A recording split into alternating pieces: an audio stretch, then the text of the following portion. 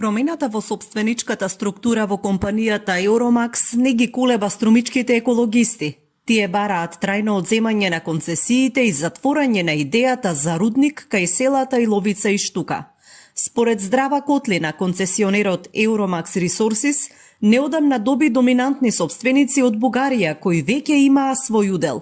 Продадени се акциите кои газдата на Тетовски Еколог ги купи пред 3 години преку холандска фирма.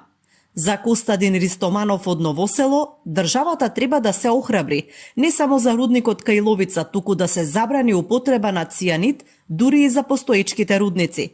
Тој смета дека нема никаква гаранција дека во некој период од своето постоење и работење нема рудниците да предизвикаат еколошка катастрофа.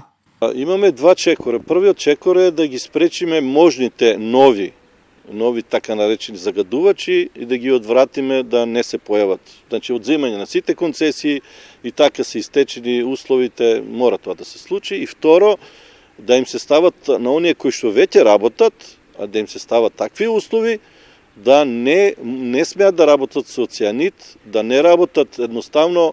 Македонија е многу мала како територија, ние да имаме да се игра некој со такви опасни материјали. Тоа е страшно и немаме тука ние избор, мораме да ги отфрлиме тие технологии како што во цел нормален свет, Европа, Америка, тие цијанидни технологии се забранети. Зошто кај нас да важат за постоечките фирми? Зошто? Ристоманов подсетува дека постоењето на рудници не е само еколошки проблем на денешницата, туку проблеми на идните генерации кои ќе треба да се справуваат со последиците.